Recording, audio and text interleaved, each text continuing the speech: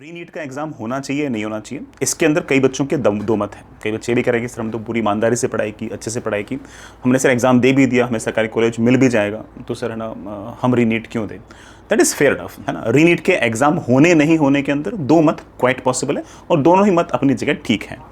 लेकिन सभी लोग कम से कम इस बात से तो सहमत करते होंगे कि पेपर का लीक होना जो ना ये बहुत टफ है, ये बहुत टफ बना देता है बच्चों की लाइफ को, ये उनके पेरेंट्स की लाइफ को, और ये एक तरह से बहुत बड़ा एक mental, physical, even economic stress में लेके आता है सभी लोगों को। मेरे ख्याल से 22-23 लाख के आसपास बच्चे इससे अफेक्ट हुए होंगे। वो जो बच्चे अफेक्ट हुए होंगे उनको वापस से एग्जाम देना पड़ेगा, उसके लिए 1 महीने उनको और स्ट्रेस के अंदर रहना पड़ेगा, 1 महीने और पढ़ाई करनी पड़ेगी, और जिसका सिलेक्शन होना उसका तो होगा ही रहेगा। लेकिन वो बोला बच्चा कम से कम अब फ्री तो हो चुका था, अब वो 1 महीने के आसपास अगेन वो स्ट्रेस के अंदर रहेगा, उसे और ज़्यादा उसे दिक्कतें भी आएंगी। कई बच्चों को एंग्जाइटी भी फेस हो रही होगी कि मेरा इस बार तो सिलेक्शन हो गया, कई बार क्या पता मैं अगली बार उतना अच्छा कर पाऊँ या नहीं कर पाऊँ। So it is extremely tough for the students as well as their parents, और वो भी इस ऐसी किसी चीज़ के कारण जिसमें उन्हें गलती थी ही नहीं। ये ऑब्वियस बात है, गलती जो है ना ये we have to have accept this कि जो भी एग्जाम कंडक्टिंग बॉडीज़ हैं उनकी गलती है, जो सिस्टम है उसकी गलती है। और ऐसा नहीं कि ये वाली गलती कोई पहली बार हो रही है, ये गलती कई बार पहले से हुई है। जब तक सिस्टम, गवर्नमेंट ये चीज़ डिसाइड नहीं कर लेती कि जिस किसी की गलती है, जिसकी जवाबदेही है, ही और शी हैव टू पे इट, तब तक ये गलतियां लगातार चलती जाएंगी। और जब तक ये गलतियां लगातार चलती जाएंगी उसका खामियाजा हमेशा यही 23 लाख 25 लाख जो बच्चे हैं यही लगातार बढ़ते रहेंगे और कोई नहीं बढ़ेगा। ये पेपर जब पहले भी लीक होता मेरे ख्याल से, है ना, शायद 2024 के अंदर भी एक स्पेसिफिक बिहार के अंदर एक सेक्शन के अंदर कुछ जगह में ये वाला पेपर लीक हुआ था। उससे पहले भी मेरे ख्याल से 21 और 22 के अंदर कुछ डमी अभ्यर्थियों को बिठाने की कोशिश की गई थी, बैठे भी थे।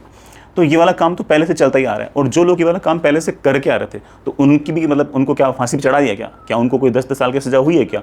एंड वो लोग अगेन वही वाला सेम काम कर रहे हैं। अगेन जैसे कई ऐसे मैं जैसे अखबार वगैरह में पढ़ता रहता हूँ, तो कई बार तो ऐसा होता है कि ना पेपर लीक कराने वाला तो सरगना होता है, वो 4-5 साल पहले भी गिरफ्तार हो चुका होता है, उसका तो जेल से बाहर निकलता है फिर वापस से पेपर लीक करा, तो उसका प्रोफेशन बन चुका है।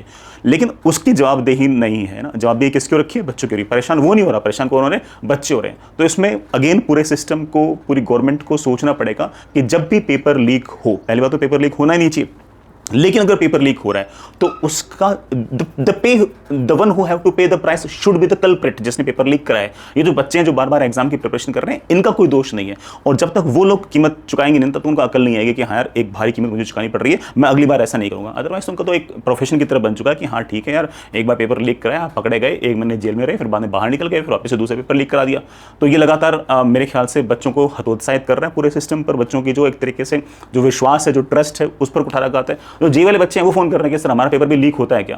तो अगेन मैं मतलब ठीक है, क्या कहूँ बेटा इसके अंदर, फिर तो ऐसा लगता है कि हाँ जब नीट का हो सकता है तो जे का भी हो सकता है, हू नोस। बट अगेन ये सारे सिस्टम पर जो क्वेश्चन मार्क आए वो सिर्फ और सिर्फ इस कारण से आए कि पेपर के अंदर, पेपर के एग्जीक्यूशन के अंदर कुछ लूप होल्स रहे हैं। इन लूप होल्स को कवर करना, इन लूप होल्स को मैनेज करना, इन लूप होल्स को हटाना और एकदम पारदर्शी सिस्टम बनाने की जिम्मेदारी ऑफ कोर्स जो एनटीए की और अगेन गवर्नमेंट की है, उनको काम करना चाहिए। और जो कोई कल्प्रिट है उनको सजा मिलनी चाहिए, बड़ी सजा मिलनी चाहिए, तभी ये चीज़ वंस एट ए टाइम बंद होगी, अदरवाइज बंद नहीं होगी। हर साल चलेगी, अलग अलग एग्जाम में चलेगी। कई बच्चे तो ऐसे होंगे जो अभी भी निपट रहे होंगे, 4 साल बाद किसी और एग्जाम के अंदर निपटते हैं। तो हमेशा यही लगातार चलता आ रहा है। And we should pray that and we should of course raise our voice कि हाँ है ना ऐसा वापस से ना हो, और जिन लोगों ने किया उनको कड़ी से कड़ी सजा मिले। आप लोग बड़ा पैनिक ना करें, लगातार पढ़ाई करते रहें, थोड़ा सा पढ़ाई पर फोकस रखें, एंग्जाइटी से थोड़ा से दूर रहें, पेशेंटली पढ़ें, खुश रहें, मस्त रहें। All the best, bye.